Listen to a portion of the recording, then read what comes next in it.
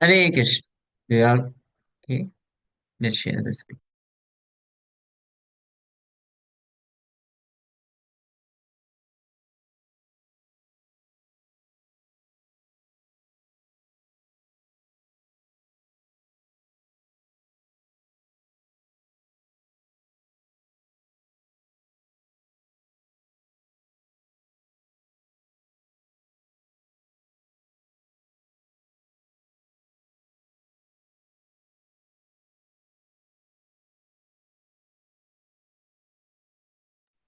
Hare Krishna.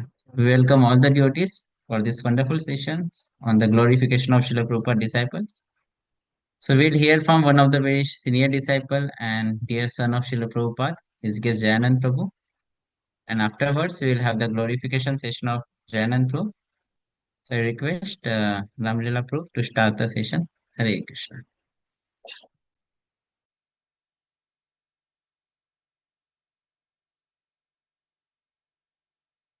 Bad association means, for one thing, a devotee doesn't engage in any sinful activity. He follows the four regulative principles. But even bad association is that one accepts this body as the self. So everybody is in bad association, or everybody is in the mode of darkness. Tamas means darkness, because everybody's accepting the body as the self. And they're making no program for getting out of the bodily conception, other than simply trying to make so many temporary arrangements to try to enjoy this body up until the final flow when death comes. So all the energy, all the human energy is simply used for trying to make some kind of an arrangement to minimize the pain and maximize the pleasure, but in accepting the body as the self. Whereas a devotee, he's giving up this bad association. He's not accepting this association. Rather, he wants to get free from bad association. He wants to understand the real position, the real constitutional position, that I'm not this body, but my real identity is that I'm part and parcel of Krishna. I'm part and parcel of the Supreme Personality. And therefore, this is the process. Krishna consciousness means the process to get free from all bad association. And to take up good association means to take up association with Krishna. Because Krishna is all good. Because Krishna is Satchidananda Vigraha. So also we're Satchidananda Vigraha.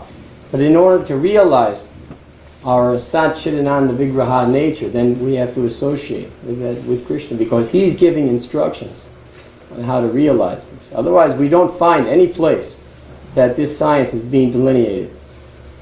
No other religion is giving this process to understand the self and the relationship with Krishna.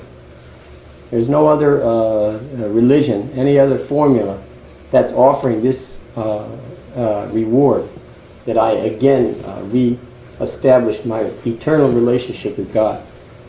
So this is the process for giving up bad association to become Krishna conscious. Of course, we follow in the beginning. One follows four regulative principles and so many things.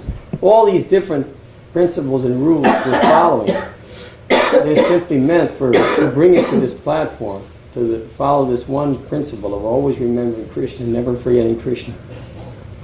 And of course, when the relationship becomes reestablished, then we'll never want to forget Krishna.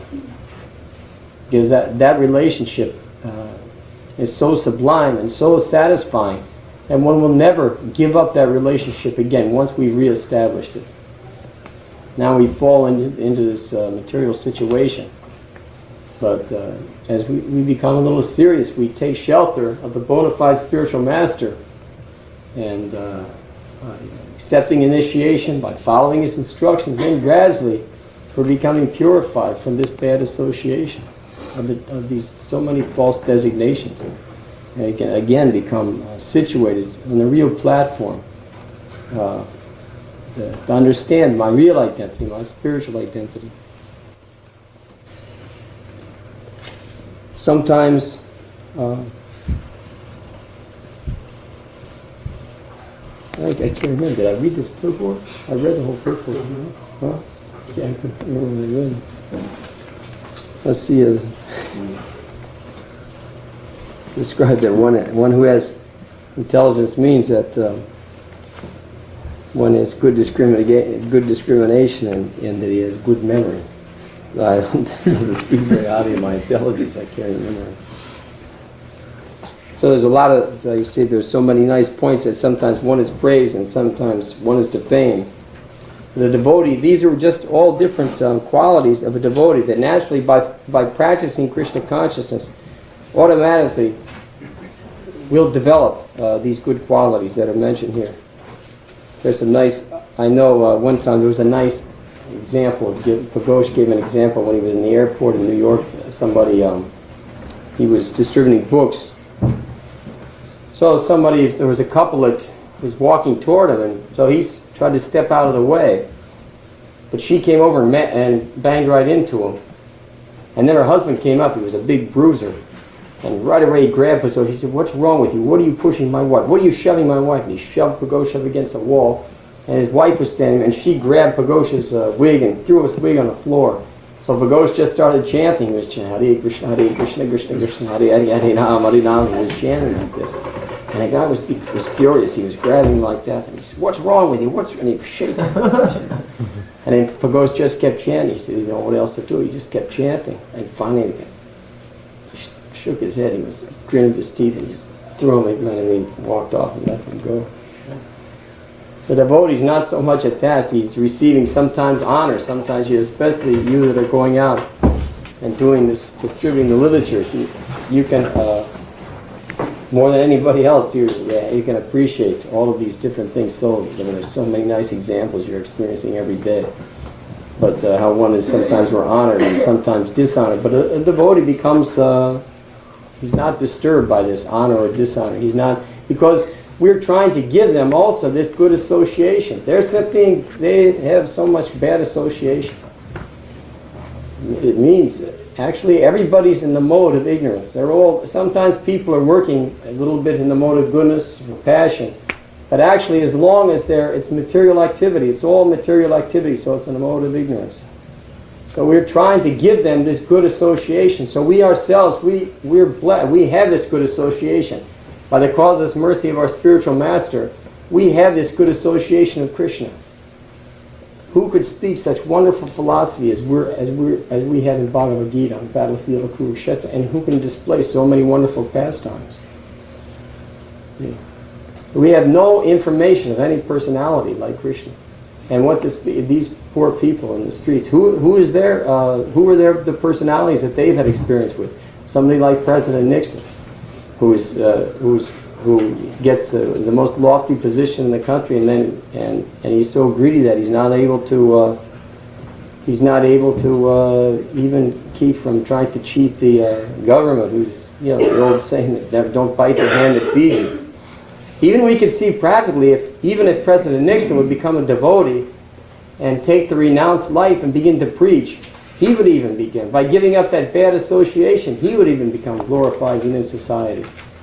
People would become very much impressed, actually, if a great person, even though he might have committed some abominable activities in his material life, but once one becomes a devotee, and actually he becomes sincere and pure, then anybody would appreciate that lofty position. One who would be preaching very strongly, Bhagavad Gita, how one is not the body, and how one can get free from suffering, and how one can give up all nonsense activities, become purified. So actually devotional service for anybody in any condition of life, their life will become glorious by becoming a servant of Krishna, by giving up the bad association of material contamination.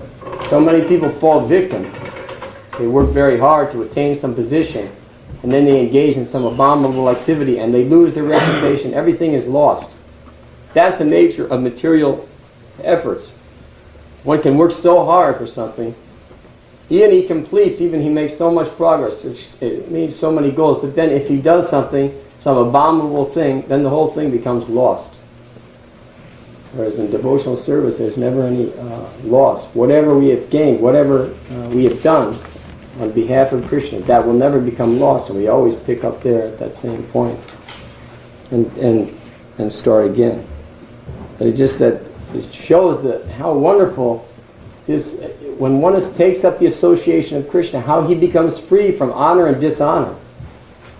As long as one is not a devotee, if he's not associating with Krishna, then we're always plagued by because we'll have other association. If I'm not associating with Krishna, that means that I'm associating, that I'm an American, that I'm a lawyer, that I'm the president, or that I'm a cheater, or that I'm a thief, or I'm so many different things that we have. Because there was a nice article in Bhakti Yoga a couple of months ago that described this, how we're so much conditioned by at the very time we come out of the womb, everybody's sitting there and they're looking, and they've all got some conception about there's Johnny. He's going to be just like his father. Or he's not going to be like his father. He's going to be like his uncle. Or he's going to do this. Everybody's got their ideas. Everybody's got their meat hooks out there. To get their 2 cents in. See? We're all feeling, we all have some desire.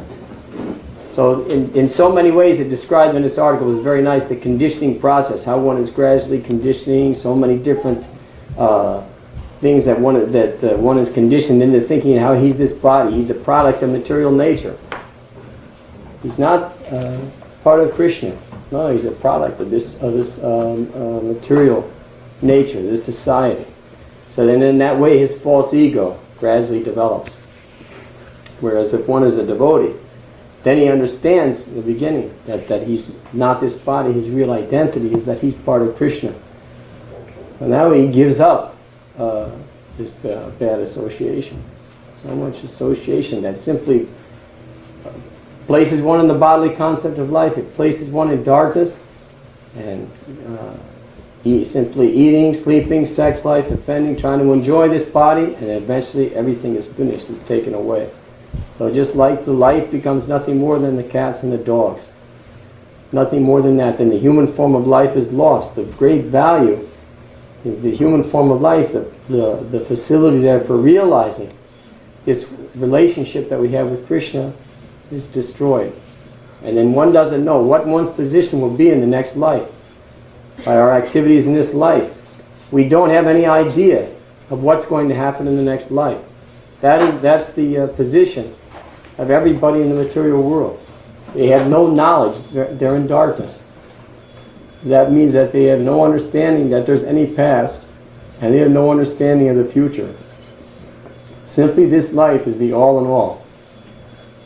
So whatever happens, I try to make so many arrangements. But just see how precarious all these arrangements are. The rug can be pulled from under us at any moment. Any one of these arrangements, if it becomes disturbed, then my whole consciousness can become disturbed, distressed. But if one is a devotee, then all kinds of material difficulties can come, but he's not disturbed because he's accepting his real position, that he's not this body. So he has nothing to do with all these various material calamities, with these various material distresses. A devotee doesn't have anything to do with these miseries that come upon us. He's understanding that he's not this body. And that way he becomes free. So I'll go on, there's some nice... So the devotee, he's transcendental to this distress, happiness. It's described like, just like even in Chaitanya Charitamrita. That's not described, I can't remember that. But when Haridas Thakur was given so much trouble, they whipped him in 26 marketplaces. And or his sentence was that he was to be whipped in all of these different marketplaces, and so even at the end of this time, when he was whipped in so many places, the men that were doing the flogging, they were very distressed because Haridas Thakur he had not given up his life and he was still alive, and so they were feeling that they were very much distressed because they were afraid of what the magistrate would do to them because they failed to kill him. Because nobody had ever lived through 3 or 4 marketplaces. At that time, Haridas Thakur, he wasn't feeling any distress, but he was concerned about their distress. So that's a devotee, a position of a devotee. Actually, Haridas Thakur went through so much distress in the form of this whipping, but yet at the end of all these marketplaces, he was simply concerned that they were feeling some distress. So he was trying to alleviate them. So he asked them what the difficulty, and they told him, "My dear sirs, that we've whipped you in so many marketplaces, but still you're maintaining your life. He says, what will we do? You should have given up your life a long time ago." Haridas said, "If that is what you desire, then I will give up my life." So he feigned that he gave up his life, and of course they threw him in the river. That was another story, but the idea is that a devotee, he actually can tolerate all kinds of distresses because he's not on this bodily platform. He's situated on the spiritual platform. So he's not attached to the happiness and distresses that one experiences with the body. But he's always trying to see Krishna everywhere at all times, in all places. That's his determination. A devotee, the more we become fixed up in our relationship with Krishna, the more we understand we're not the body, and the more we become fixed in our relationship with Krishna, then the more we're always trying to taste that relationship. The devotee is always trying to experience his relationship with Krishna. He knows that that is the real treasure of life. That is that's the real gem. So in all circumstances, he's trying to see that how Krishna's mercy is everywhere. And factually, Krishna is always giving the devotee. There's always a sweet reciprocation between the Lord and his devotee. Krishna is always protecting the devotee. It's just a matter of being able to see it. Krishna says that he's equal to everyone. He's not partial to anyone. But to whoever renders him service and devotion, then Krishna says that he is a friend, he is in me, and he is mine. So this is everybody is a devotee of Krishna. There's no question of that, because every living entity is part and parcel of Krishna. It's just the devotee is striving to remember that relationship. The devotee is living in that relationship. He's seeing everything as Krishna's energy. So by dint of our devotion, then we become a friend to Krishna. And Krishna's position as a friend, he's always protecting the devotee. Even in the midst of what seemingly is a very distressful situation. But still, because we're devotees, Krishna will protect us. There's no doubt about it. In some way, Krishna's relationship with us is so strong that overcomes any kind of material impediment. Devotional service cannot be stopped by any sort of material impediment. So therefore, we can have faith that Krishna will always protect us in any kind of situation. So that's the potency of devotional service, that it's transcendental to the bodily concept of life, even up to the point of death. Then devotional service is more powerful, because devotional service can even attract Krishna. So that's the strength of devotional service. The devotion can attract Krishna. So if that devotion, even Krishna says, it's not so much the service that's there, but it's the attitude of the devotee, the sincere desire for Krishna's association. And in that way, Krishna will protect us. Krishna says in the Gita that for one who does good, he is never overcome by evil. Just states to Arjuna. So a couple.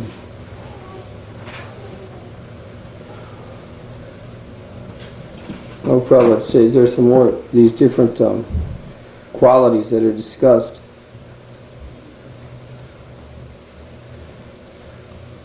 It says that one, of course, that he does not extraneously endeavor to acquire these qualifications, but engagement in Krishna consciousness and devotional service automatically helps him develop them.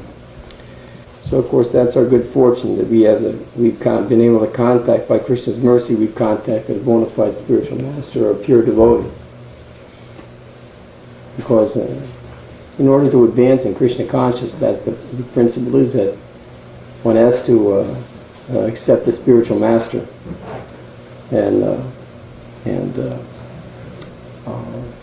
just like Krishna, the qualification for a spiritual master is that one is a devotee. This is Krishna revealed.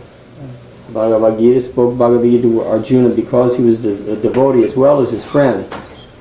The qualification of a devotee. So in the same way, Krishna, just like Srila Prabhupada, because Srila Prabhupada is a pure devotee, therefore he becomes qualified to also speak Bhagavad Gita, to instruct according to time and circumstance. Otherwise, how is it possible? How is it possible that we could take instruction from anybody else who wasn't a pure devotee? It's not possible, because Krishna can only be known through devotion. So, in order for one to fully understand Krishna, he has to be a pure devotee. If he has any kind of material contamination, then he's not qualified to disseminate the science of Krishna consciousness. He's not qualified to take on disciples, so he must be a pure devotee, of course. And Prabhupada meets all these requirements. So that is our strength, that we've had the fortune to have a pure devotee. And so everything by simply following, by trying to please the spiritual master, by trying to follow the instructions of the spiritual master, then all good qualities automatically develop. Simply by following the instructions of the spiritual master, then we're certain that our success is guaranteed. We have a couple of minutes. Are there any questions or comments? Anybody here? What's the relationship between the disciple and the spiritual master in regards to the position of the disciple when he becomes pure devotee, when he himself becomes pure devotee? Because we understand now we can't render direct service to Krishna. At the same time, we understand that when we become pure devotee, we can render direct service. But at the same time, we understand that the relationship we have with the spiritual master is pure, is eternal, and that we render service to him to render service to Krishna. So does it mean that the disciple still has a relationship of service to his spiritual master as if he immediately serving Krishna when he's a pure devotee, or does it come to direct service? And how is that related with his spiritual master? Yeah, as far as I understand, even of course, Lord Chaitanya accepted a spiritual master. He was Krishna himself, and he always, before his spiritual master, he took the position of a fool. So, actually, our position before our spiritual master is always that we're a fool before our spiritual master. In other words, the relationship with the spiritual master never changes from the quality of it's the basic relationship is one of awe and reverence. Of course, a Vaishnava in the Mayavadi school, the spiritual master surpasses his spiritual master, because everybody becomes, once one becomes free from this, according to their philosophy, this contamination, he realizes that he's Narayan, he's God. He surpasses his spiritual master. With a devotee, a Vaishnava, we always hold our spiritual master in awe and reverence, and that relationship never changes. And as far as, it's like Prabhupada is always giving credit to his spiritual master, the Bhaktisiddhanta Saraswati. That we're, I know one time he described that he's engaging us in helping him to serve his spiritual master. One time he was speaking, described like that. But he asked devotees what was our program. I forget how the question was. You ever hear that question? But he answered, he said that I'm simply trying to engage you in helping me serve my spiritual master. And the position never, it always remains a position of awe and reverence. And that the service always, as far as I understood, the service always goes through this disciplic succession. As far as our service to Krishna, ultimately it goes through the disciplic succession, par and par. Whatever service we render, it's being actually it's being offered, by us to our spiritual master and so on, even though we might some ways offering even prayers to Krishna, or offering arti. There are so many different things that it's going through the par and par. Is that right? Yeah, as far as our present condition, it all goes through the civic succession. I don't know about when we're pure divine. Yeah. Can you accept one of Prabhupada's predecessors as your spiritual master, or one of his successors as you get older and things change? But you always have to revere Prabhupada as your spiritual master, even if there's two more spiritual masters after him, and you're still alive. I don't understand exactly. If right now Prabhupada is my spiritual master, Yeah. and in the future there's a successor to Prabhupada, and then another successor, and I'm still, even though there's two more successors, I'm still alive myself, then does Prabhupada remain my spiritual master because he is now? Or can one of his successors then become my spiritual master? Or then could I even choose one of his predecessors as my spiritual master? Well, the thing is, there's different spiritual masters. There's diksha means initiating spiritual master. Is that right? No, diksha is initiating, and shiksha is the instructing.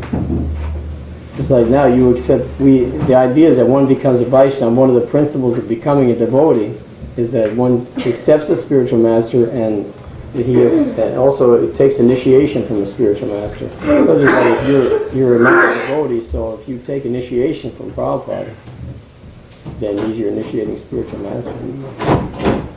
Be his disciple eternally. Jai.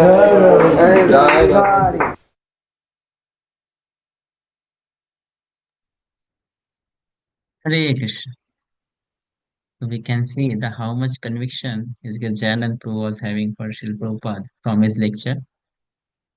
Now, we will say that we are very fortunate to hear the lecture given by Srila Prabhupada when Srila Prabhupada was present on this planet.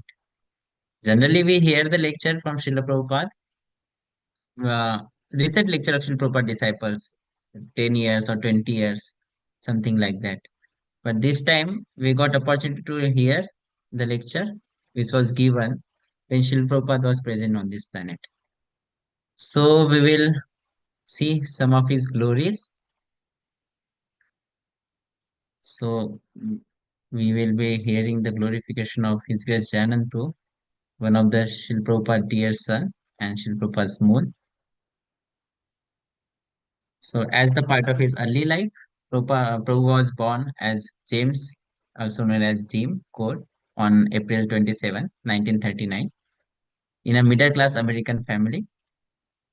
And you see, in that time, in the 1960s, Prabhu was graduated in a degree in mechanical engineering from Ohio State University.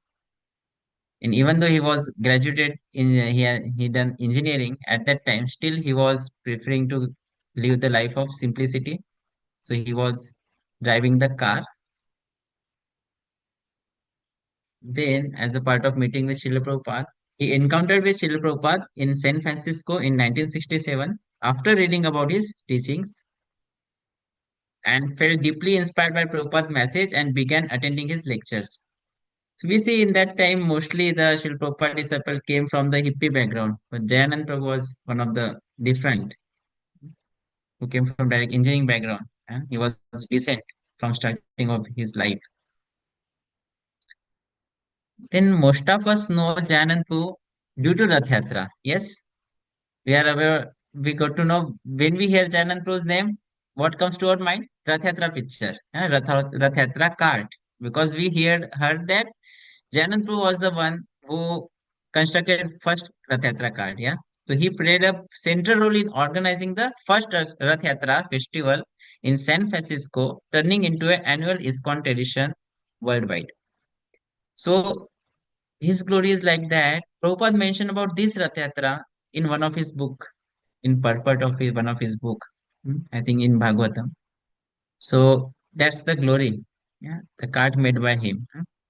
And then he designed, constructed, and managed the building of Rath Yatra carts, inspiring volunteers to work with great enthusiasm and engage and encourage everyone from devotee to non-devotees to contribute to the festival in various capacities.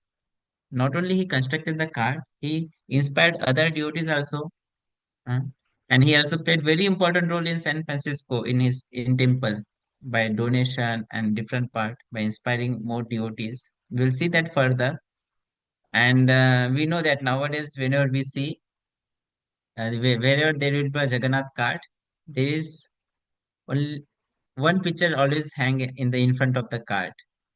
I will share the how that came in picture, how the Srila Prabhupada instructed for this. I will share that later part.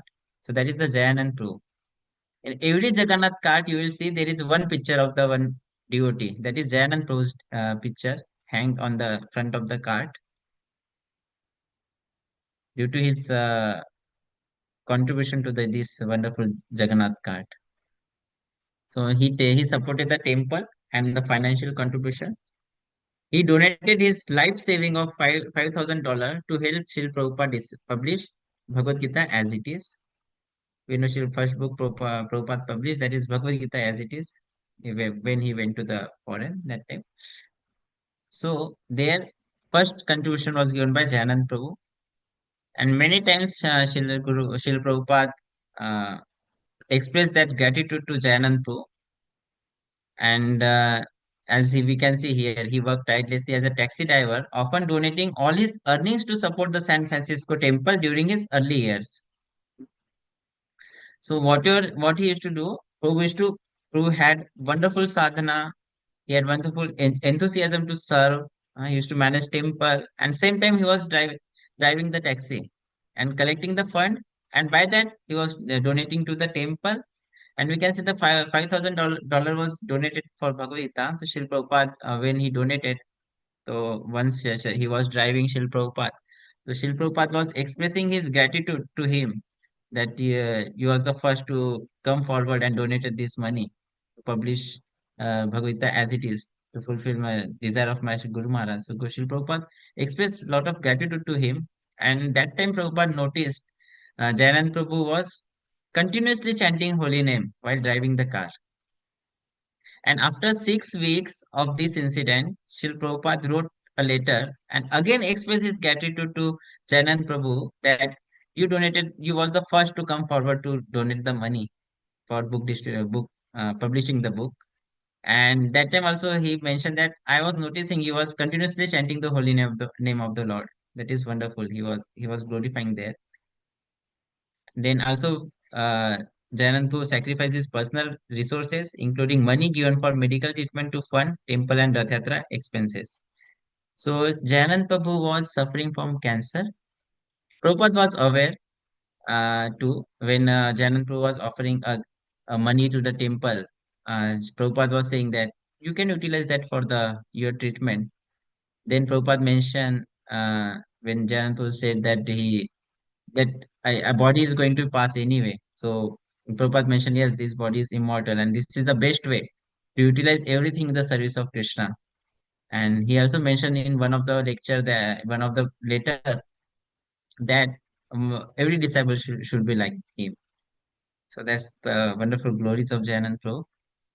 And he was expert in building relationships. We know that Los Angeles Rath Kart was very famous. Why? Because of one of his contribution, because he was having wonderful relationship with even the police and all the administrations there.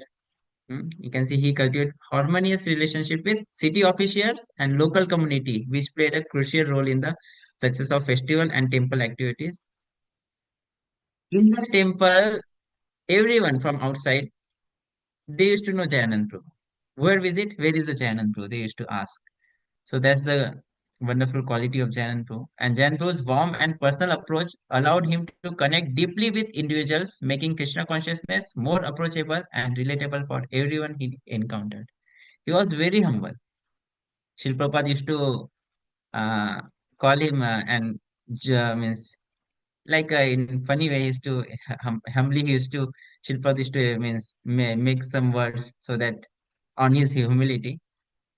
So that's what. So personal relationships, and we can see his earlier days letters in 1967 or 69. That part we can see the wonderful exchange between Prabhuji and Srila Prabhupada,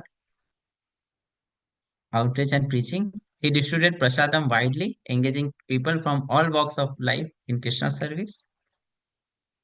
Known for his simple, heartfelt preaching, which inspired even the most unlikely individuals to become involved in Krishna consciousness, and he encouraged and motivated new devotees by giving them meaningful service and making them feel valued.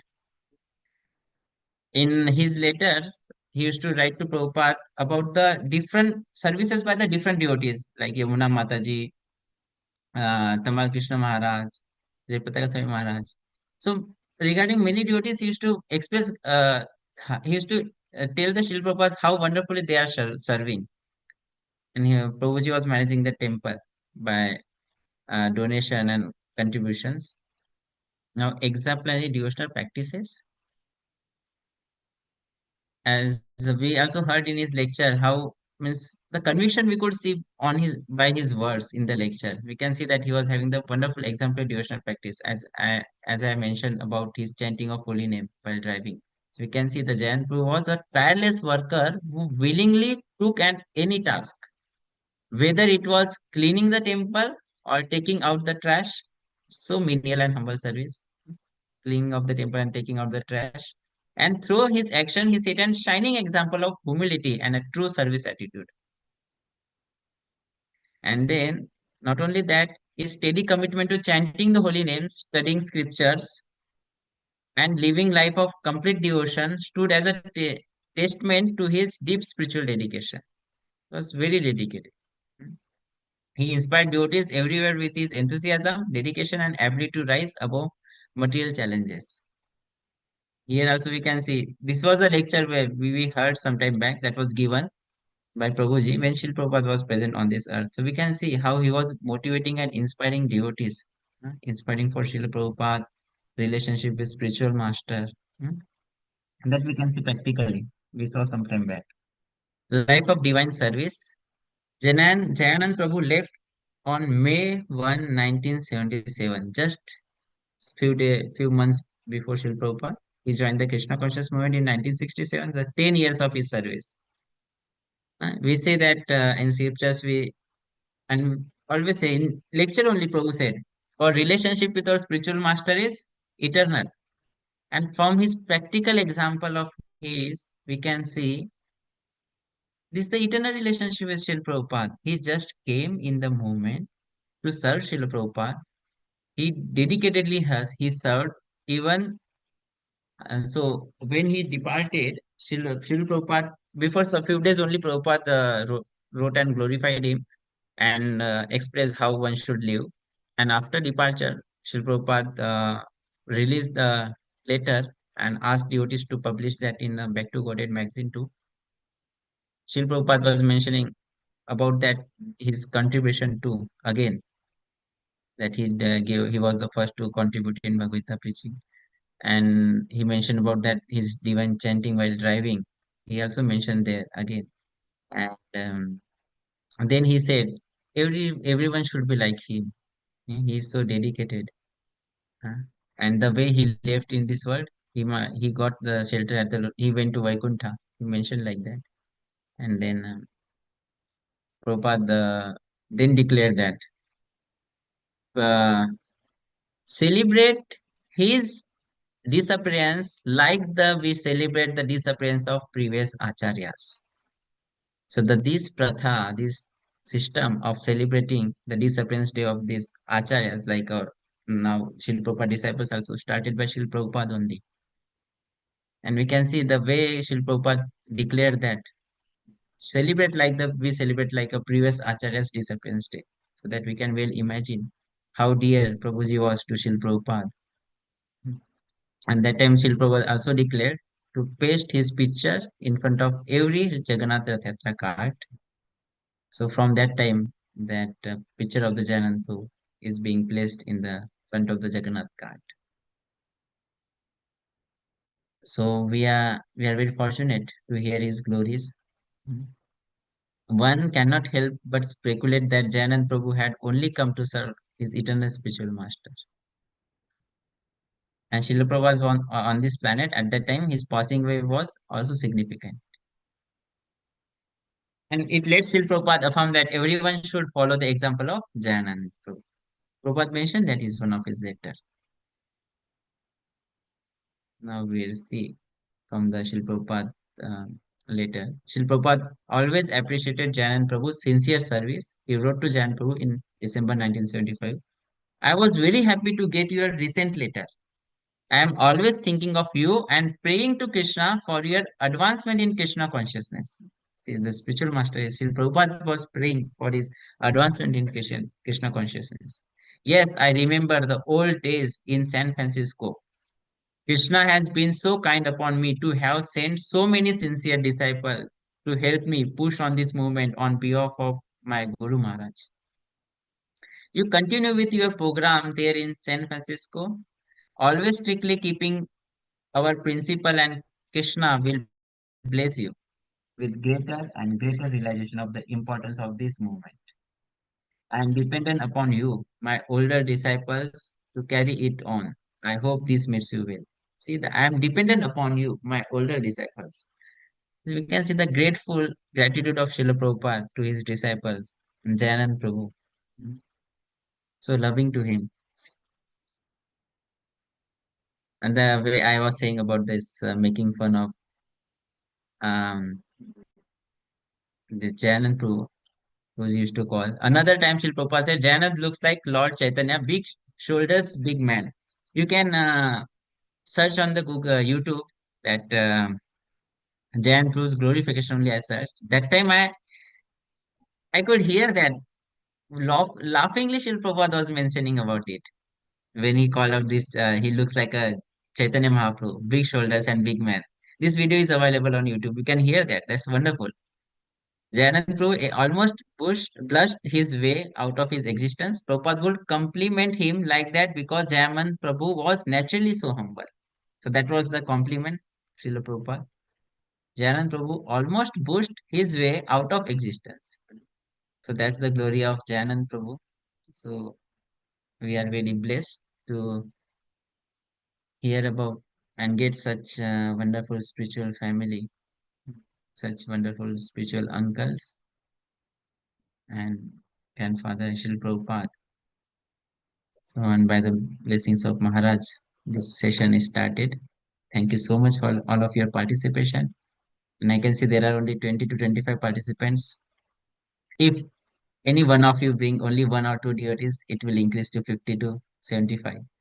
So please, requesting you all, please invite more devotees for these wonderful sessions because these are very rare glories that we are getting chance to hear. Now we are getting chance to hear. I don't know, after a few years, will we get chance to hear about them or not? So these are very wonderful pastimes that we need to preserve and take this forward, such glories, because we saw that Srila Prabhupada in Lilamrit, how he tackled the situations. But we are, after that, we see the, after departure of Srila Prabhupada, many ups and downs came. But how our spiritual master, Guru Maharaj, and all the disciples of Srila Prabhupada tackled that situation, that if we learn that and we got to know from these glorifications, when we get such situations, we will be able to contribute in the mission of ISKCON and serve Srila Prabhupada. So these wonderful sessions. Thank you so much for all of your participation. His Grace Jayanand Prabhu ki Jai, Srila Prabhupada ki Jai, Samved Bhakta Vrinda ki Jai, Nitai Gaur Premanande, Hari Hari. Vancha Kalpataruvasya Kripa Sindhu Precha Patitanam Pavane Krishna. Srila Prabhupada ki Jai.